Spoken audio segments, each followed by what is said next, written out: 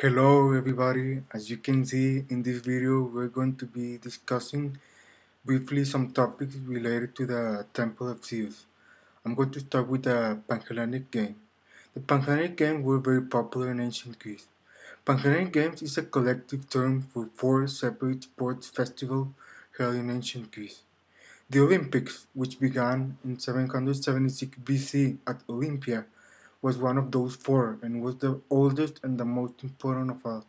It was very important because it honored the god Zeus. At first, the games were played at the shrine to Zeus, which was the place of Zeus before the temple of Zeus. And it was very simple. It had the stadium and everything, but as the game started increasing in importance, it was very obvious that they would need a larger and a newer temple. It was then when they came up with the Temple of Zeus, which was built by architect Levan of Elis and was finished by 456 BC. This temple is said to be Levan's masterpiece. This temple was very similar to the Parthenon and to the Temple of Artemis in terms of its style and architecture. The temple was built on a rectangular platform having 6 columns in the front and in the back and 13 columns in the side. It also had a peaked roof, forming pediment, which also played a significant role on the game, which we will discuss later. It is also said this temple was one of the best Doric designs ever because of its quality and style of workmanship. It also had a very specific structural design, since all of the columns had very specific measurements in height, depth, and spacing between one and the other one. The two pediment which I was talking about is called East and West pediment, and each of the pediments had depicted six of the labors of Hercules. It was 12 in total, 6 on the east side and 6 on the west side. Well, the idea of the game was to unify the Greek city-state. The wars were stopped, so it was a very, very peaceful time for all of the Greeks. Here's a picture of how the Temple of Zeus used to look like. Not right now, right? But it six columns here in the front and the 13 are on the side. And the triangle forming on top of the columns is what I said of the pyramid.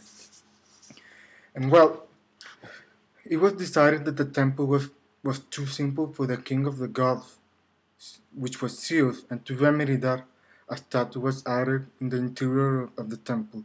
This statue was magnificent and enormous, and it became part of the seven wonders of the ancient world. At around 470 BC, the number of people from all around the Mediterranean who were attending the games increased dramatically, and the need for a larger, more impressive and worthy temple was needed. The Temple of Zeus was designed and built soon after, but there was something missing. It was too empty. It needed a statue of God himself, a statue of Zeus, that was worshipped in the games. The sculptor chosen for this great task was a man named Phidias. Phidias was a great known sculptor that was known for his 40-foot high statue of the goddess Athena in the Parthenon in Athens, and he also did much of the work of the exterior sculptures of that same temple. Now let's take a look at the sculpture itself. Here is a picture of the statue of Zeus. We can see the immensity of the statue itself. It measures 12 meters in height and was placed on a base of 6 meters wide. The work almost touched the ceiling of the temple, causing controversy among critics, as they commented how the temple of Zeus was supposed to be his home, and that it was strange his head almost touched the roof even though he was sitting. Others dismissed the view, saying his size depicts his great power and it shouldn't be any other way. Zeus, as you can see here, is portrayed in a seated position. In his right hand he holds the goddess of victory, Nike, and in the left hand a scepter surmounted by an eagle. The statue's skin was plated with ivory, with golden hair and a beard. A pool was also created and used by Phidias and his descendants to coat and protect the statue of Zeus.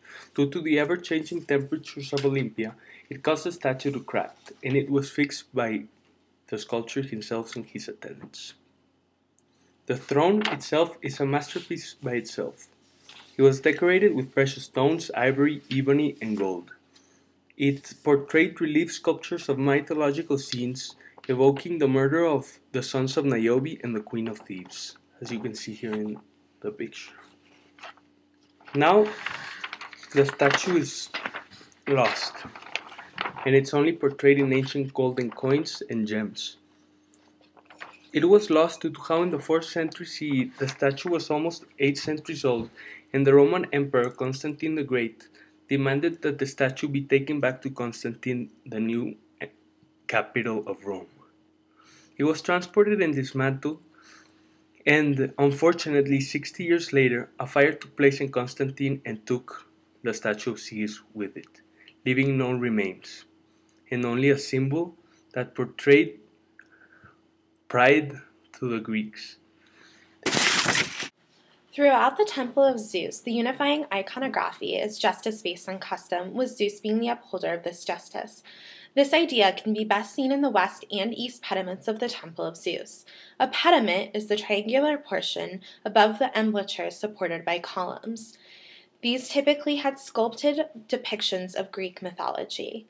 The east pediment showed the race between Onimus and Pelops in chariots. Onimus heard a prophecy predicting that he would be killed by his son-in-law, therefore he killed 13 of Hippodamia's, his daughter's, previous suitors. Pelops was interested in marrying Hippodamia, therefore he challenged Onimus to a chariot race. Fearful of being killed in this race, he went to Poseidon seeking help. Poseidon gifted him with a chariot of winged horses. Hippodamia and Pelops were very much in love and decided to further sabotage her father's chariot. Therefore, in the race, when Onimus was finally catching up to Pelops and getting ready to pass him, the wheels flew off and he was killed and dragged behind his chariot. In this pediment, you can see Zeus standing in the center, flanked on either side by the 2 chariot groups, and then recumbent fingers in the sides. On the right is Hippodamia and her slave, whereas on the left is Pelops. This shows a moment of krisis, which is the Greek word for crisis. This means that it depicts a moment right before the suspense has been resolved. The Olympics have been decided upon due to these chariot races, honoring Onimus in part. The west pediment is in stark contrast to the east pediment in that it is not static. It is showing a scene of movement. This one depicts the myth of Perithous' wedding, and it's depicting Centromachi. That's when the centaurs were invited to his wedding, and they, not used to drinking alcohol, got drunk. Getting drunk, they tried to steal and rape the bride and all the rest of the females at the wedding. This violated the sacred rules of Xena, which is a Greek custom of hospitality and social norms. This scene can be seen here. In contrast to the east pediment, Apollo is standing in the center, with his arm outstretched, upholding justice. On either side, you can see the centaurs and the Lephthias, who Peireus was the king of, fighting. Some are thought to think that Apollo is invisible to the fighters because he's standing there and the fighting is still going on around him. This is a reminder to the Greeks of their victory over the Persians. The Persians represented in the picture are the centaurs, while the Greeks are the Greeks in the pictures fighting the centaurs. The other big part of sculpture in the Temple of Zeus is the entrance portico and balancing false porticos metopes.